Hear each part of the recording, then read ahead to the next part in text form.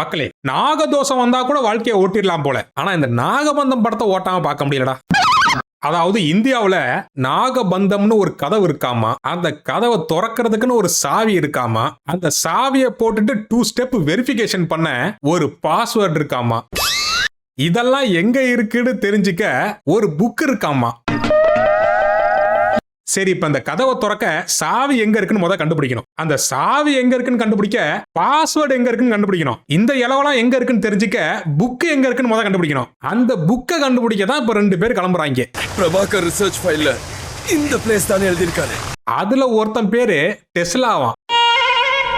ஏண்டா, டெஸ்லா எம்புட்டு பெரிய ஆளு, ஏசி கரண்ட் ஒயர்லெஸ் ரிமோட்னு கண்டுபிடிச்ச ஆளுடா. அப்படிப்பட்டவரோட பேரை ஒருத்தனுக்கு வச்சுட்டு இந்த இத்து போன ஏதோ ஒரு பிக்காளிப்பாய் எழுதின ஒரு புக்கை கண்டுபிடிக்க வச்சிருக்கீங்களா? உங்க ஸ்கிரிப்ட்ல நாய் கழிஞ்சு தாண்டா வைக்கணும். இவங்க போற அந்த மர்மமான இடத்துல இயேசுநாதரை சிலுவையில அரைஞ்ச மாதிரி ஒருத்தனை மரத்திலே வச்சு பதிச்சிருக்காங்க. அந்த மரத்துல சிதைஞ்சவன் இவனோட உடம்புக்குள்ள புகுந்து லட்சியமும் என் லட்சியம் நாகபந்த வாசலை திறப்பது. என்னடா பூமக்ஸ் ஜட்டியா? டிசைன் நல்லா இருக்கு. அடுத்து ஆர்கியாலஜி ஜீனியஸ் அப்படின்னு சொல்லி பிரபாகர் அப்படின்னு ஒருத்தனை காமிக்கிறாங்க. இவனை பத்தி சுருக்கமா சொல்லணும்னா, இவன் எழுதின புத்தகத்தை வச்சுதான் நம்ம டெஸ்லா அந்த நாகபந்தத்தோட புத்தகம் எங்க இருக்குன்னே கண்டுபிடிச்சிருக்கான். ஜப்பான்கார என்னென்னமோ கண்டுபிடிக்கிறான், நான் எதை கண்டுபிடிச்சிட்டு வந்து இது. ஆனா இதுல சிரிப்பு என்னன்னா, அந்த நாகபந்தம் புத்தகம் எங்க இருக்கும் அப்படின்னு சொல்லி எழுதின இவனுக்கே அது நிஜத்துல எங்க இருக்குன்னு தெரியாதான். நாகபந்தத்தை பத்தி கேள்விப்பட்டிருக்குமே தவிர யாரும் பார்த்ததில்லை வரைக்கும். இது எப்படி இருக்குன்னா, சுவையான சிக்கன் பிரியாணி செய்யறது எப்படின்னு 1000 பேஜுக்கு புக் எழுதிட்டு அடுப்பு எப்படி பத்த வைக்கிறதுன்னு கூகுள்ல சர்ச் பண்ணானா. நம்ம டெஸ்லா அவன் கண்டுபிடிச்ச அந்த மர்ம புத்தகத்தை இந்தியாவுடைய அந்த காலகட்டத்து பிஎம் நேரு மாமாட்ட கொடுக்க போயிருக்காப்ல. பிரிட்டிஷ்காரன்ல இவன் ஒருத்தன் தான் நம்ம நல்லா இருக்கும்னு நினைச்சிருக்கான் போல. புக்கை நம்ம இந்தியாக்காரங்கள்ட்ட கொடுத்துட்டு ஒரு தேசப்பற்றோட தன்னோட இந்தியா பொண்டாட்டிய பார்க்க போனா, அங்க பார்த்தா பூமக்ஸ் ஜட்டிக்காரன். சொல்லுடா. அவன் வந்து எனக்கு அந்த புக்கை குர்றான்ட்டு டெஸ்லாவோட மொத்த ஃபேமிலியையும் செதைச்சிட்டான்.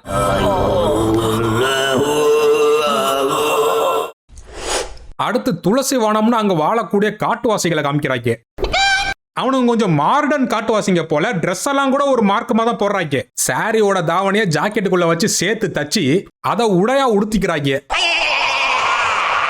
அந்த காட்டுவாசி கும்பலை சேர்ந்த இந்த பையன் தான் இந்த படத்துடைய கதாநாயகன். அந்த காட்டுவாசி பையலுக்கு ஒரு இன்ட்ரோன்னு வச்சிருக்காங்க பாத்துக்கிடுங்க. ஹீரோவோட தங்கச்சி பால் குடம் தூக்கிட்டு வருது, ஹீரோவோட தங்கச்சி ஹீரோ தூக்கிட்டு வரான். எங்க ஹீரோக்கும் ஹீரோட தங்கச்சிக்கும் இன்ட்ரோ வச்ச டைம் வேஸ்ட் ஆயிரும்ட்டு ஹீரோவையும் தங்கச்சியும் ஒன்னா சேர்த்து ஒரே ஃப்ரேம்ல இன்ட்ரோ வச்சுட்டாங்க. Smart work. இப்போ ஹீரோவோட ஆத்தாக்காரி, ஹீரோவோட தங்கச்சி, இது ஒரு காட்டுவாசி குடும்பம். இன்னொரு காட்டுவாசி குடும்பம் அதே ஊர்ல வசிக்குதுங்க. நம்ம ஹீரோவோட அம்மாவோட அண்ணன் ஃபேமிலி தான் இந்த காட்டுவாசி ஃபேமிலி. என்ன சொன்ன? இவங்க 2 பேர் குடும்பத்துக்கு என்ன பிரச்சனைன்னு கேட்டீங்கன்னா, அதெல்லாம் ஏன் கேக்குறீங்க, கலைஞர் டிவி சீரியலோட ரொம்ப காமெடியா இருக்கு.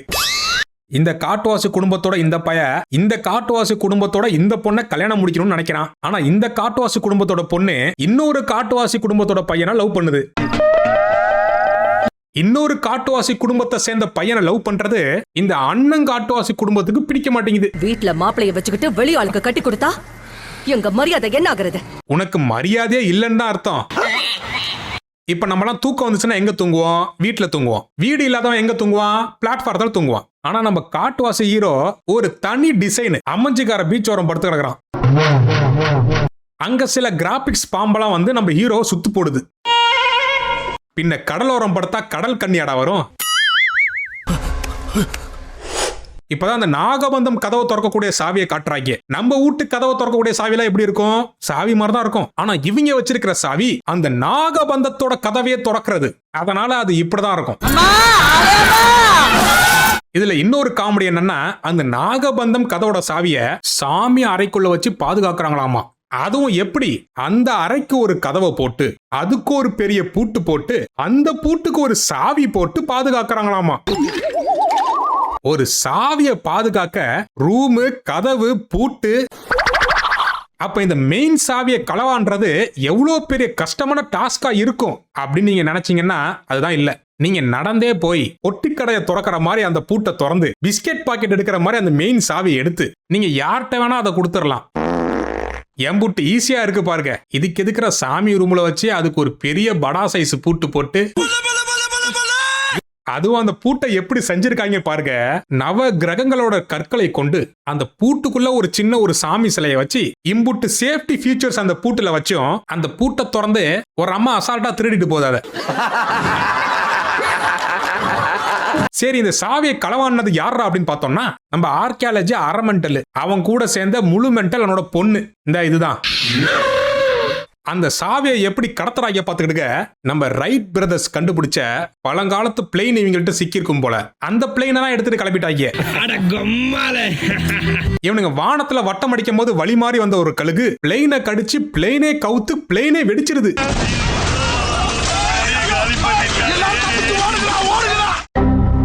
சரி, எப்படியோடா ஒரு வழியா அந்த நாகபந்தம் சாவி ஒளிஞ்சுதே அப்படின்னு சொல்லி பெருமூச்சு விட்டா நம்ம பூமக்ஸ் ஜட்டி வில்லனோட ஆளுங்களாம் வந்து நம்ம காட்டுவாசி ஹீரோவை கூட்டிட்டு திருப்பி சாவியை தேடி கிளம்பிட்டாங்க.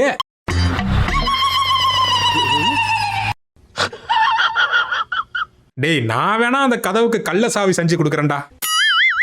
தயவு செஞ்சு அந்த சாவியை தேடுற முயற்சியை கைவிட்டுக்கடா. முடியலடா மக்களே. அந்த நாகபந்தம் சாவிய சாமி ரூம்ல இருந்து எடுத்துட்டு வரும்போது வராத தடங்கள் அதை இவங்க தேட போகும்போது வருதான்.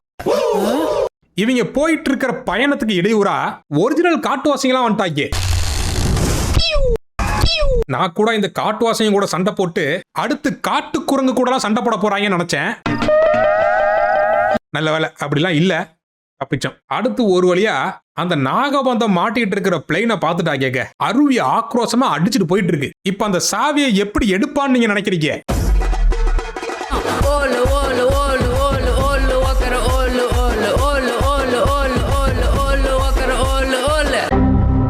இவன் முட்டாக்கு மாதிரி அந்த அருவியில குதிச்சது கூட பரவாயில்ல, பிளெயினுக்குள்ள இருக்கிற சாவியை பாதுகாக்க 10 பாம்பு படுத்துறது பாரு.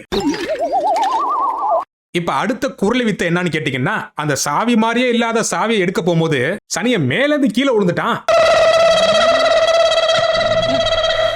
அங்கனேந்து முதல்ல வருது, முதல்ல கூடலாம் சண்டை போடுறான்.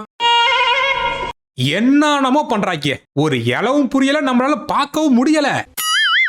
இலவ அந்த சாவியை தேடி வந்தவங்க கூட இம்புட்டு டெடிகேஷனா வேலை பார்க்க மாட்டாங்க. இவன் காட்டுவாசியும் கூட சண்டை போடுறான், பாம்பு புத்துல கைய விடுறான். இப்ப 10க்கு முதலைகளா மூட ஏத்திட்டு இருக்கான். இம்புட்டு குரலி வித்த காமிக்கிறானே, அந்த சாவியை எடுத்துருவான் போல அப்படின்னு நினைச்சா சாவி கிட்ட போகும்போது சுவிட்ச் ஆஃப் ஆயிட்டான்.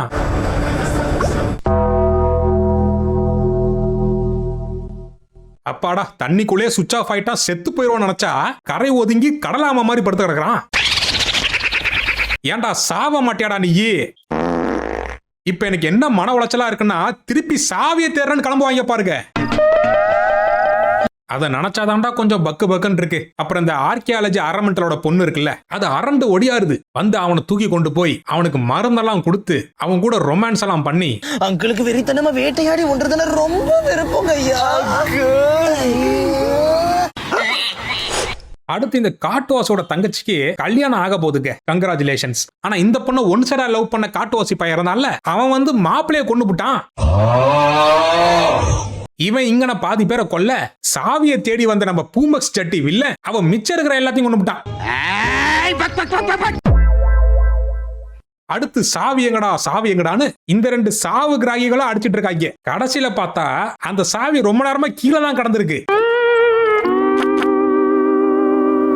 படுபாவிகளா, ஒரு காக்கா இம்புட்டோன்னு ஆயிருந்ததுக்கு இவ்வளவு பெரிய கலவரமானா? கொஞ்ச நேரத்துல டீக்கடையாக்கி இந்த ஊரை போர்க்களமா ஆக்கிட்டாங்களே. அடுத்து நம்ம ஆர்கியாலஜி அரமெண்டல், அவன் பொண்ணு முழு மெண்டல், அப்புறம் நம்ம பூமக்ஸ் ஜட்டிக்காரன், இவங்க எல்லாம் அந்த சாவியை எடுத்துட்டு கிளம்பிட்டாங்க. அதுக்கப்புறம் நம்ம ஹீரோ சிவனாகவே மாறி நிக்கிறாப்ல. கல்யாண மாப்பிளைய கொன்னு, கல்யாண பொண்ணையும் கொன்னு, கல்யாணத்துக்கு சாம்பார் சாதத்தை நக்க வந்தவங்களும் சாவடிச்சு, கடைசியில எல்லாம் முடிஞ்சு கிளைமேக்ஸ்ல கடவுள் வர்றதுக்கு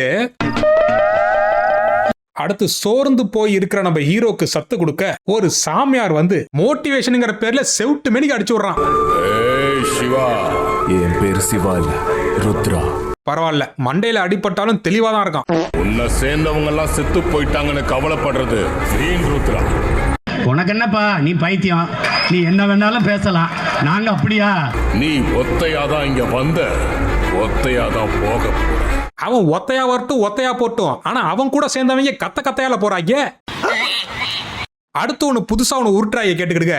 அதை கேட்டா நீங்களே காரி துப்பிடுவீங்க. நம்ம ஆர்கியாலஜி அரை மென்டலும் அவனுடைய பொண்ணு முழு மென்டலும் என்னத்துக்காக வில்லன் கேங்ல சேர்ந்துச்சாமா? நம்ம ஹீரோயின் முழு மென்டலோட அக்கா தான் நம்ம தற்குறி டெஸ்லாவோட மனைவியா. அக்காவும் டெஸ்லாவும் ஒருத்தர் விரும்பினாங்க. டெஸ்லாட்டேந்து புக்க ஆட்டையை போட்டது மட்டும் இல்லாம டெஸ்லாவோட பொண்ணு ரியாவை கடத்தி வச்சுட்டு, ரியா உங்களுக்கு கிடைக்கணும்னா அந்த சாவியை எனக்கு கண்டுபிடிச்சு தர சொல்லி இந்த அப்பாவி ஆர்கியாலஜி அரை மென்டலையும் அவன் பொண்ணு முழு மென்டலையும் கேட்டுக்கொண்டதனுக்கு இணங்க இதுங்க ரெண்டும் அந்த சாவியை திருடி நம்ம பூமக்ஸ் வில்லன்ட்ட கொடுத்துருச்சான். கருட மந்திரம் வேணும்னு கேட்டான். அது அள்ளிக்கிட்ட கொடுத்தாதான் ரியா உயிரோடவே இருப்பா. கோவில்ல இருந்த ஒரு பூசாரி ஒருத்தன் இந்த கதையெல்லாம் கேட்டு சென்டிமெண்ட் ஆகி ஒட்டு கேட்டுட்டு இருந்த நம்ம ஹீரோவை கூப்பிட்டு அந்த நாகபந்தம் கதையோட பாஸ்வேர்டையும் எடுத்து கொடுத்துறான். ஏன்டா அந்த பாஸ்வேர்டு மட்டும் தான் ஒழிச்சு வச்சிருந்தீங்க, அதையும் தூக்கி அந்த முட்டா பெல்ட்ட கொடுக்குறீங்களே, உங்களுக்கு மூளை என்ன பொச்சில இருக்கடா? இப்ப அடுத்து வரப்போறதெல்லாம் கற்பனைக்கும் எட்டாத கொடூர காமெடிகள். ஒரு வழியா அந்த நாகபந்தம் இருக்கிற கதவை கண்டுபிடிச்சு வில்ல ஆளுங்கெல்லாம் போயிட்டாங்க. பின்னாடி இருந்து நம்ம ஹீரோவும் பூசாரி கொடுத்த பாஸ்வேர்டை எடுத்துட்டு வந்துட்டான். வில்லனோட வேலையை இவ்வளவு ஈஸி ஆக்குறதுக்கு இவனே அந்த சாவி அந்த கதவுல போட்டு பாஸ்வேர்டையும் படிச்சு கதவை திறந்து வச்சு சலாம் அலைக்கும் பாயின்னு சொல்லிட்டு போயிடலாம். ஆனா இவன் தான் ஹீரோவாச்சே. அங்கன ஒரு ஃபைட் சீனுங்க.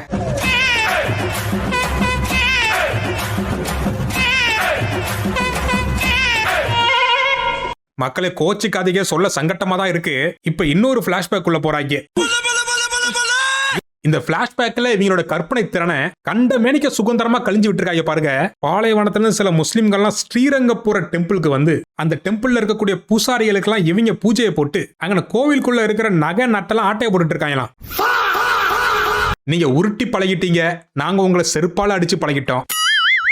நீங்களும் உருட்டுறதை நிறுத்துற மாதிரி இல்ல, நாங்களும் அடிக்கிறத விடுற மாதிரி இல்ல.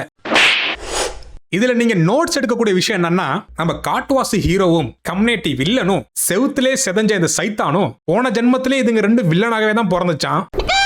நம்ம ஹீரோ காட்டுவாசி பைய சிவனுக்கு சேவை செஞ்சிட்டு இருந்தாராம். மாலை வேலையில மட்டமான சரக்கு வாங்கி அடிச்சா இப்படி தாண்டா. நல்ல பிராண்டா வாங்கி அடிங்கடா.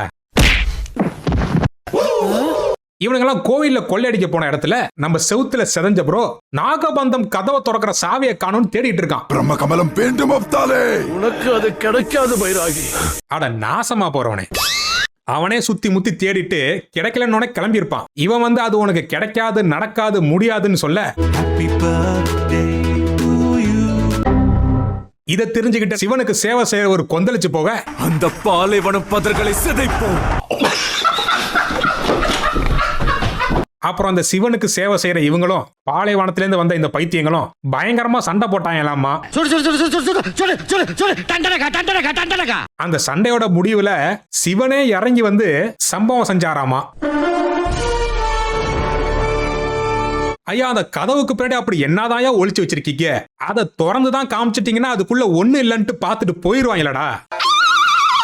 போன ஜென்மத்துல பாதியில போட வைக்க அடுத்த ஜென்மம் ஆயா அட்ரஸ் மாறி வந்து தொல்லை பண்ணிட்டு இருக்காங்க. போன ஜென்மத்துல அந்த நாகபந்தம் கதவை திறக்க முடியல அப்படிங்கிற ஒரு குற்ற உணர்ச்சியில மறுபடியும் இந்த ஜென்மத்துல பிறந்து அந்த கதவை திறக்க ட்ரை பண்றாங்க. அப்புறம் சந்திரமுகி பாம்பெல்லாம் வந்து அவங்கள ஒரு பதம் பாக்குது. அன்பார்ச்சுனேட்லி அந்த கதவை இந்த ஜென்மத்திலும் திறக்க முடியல.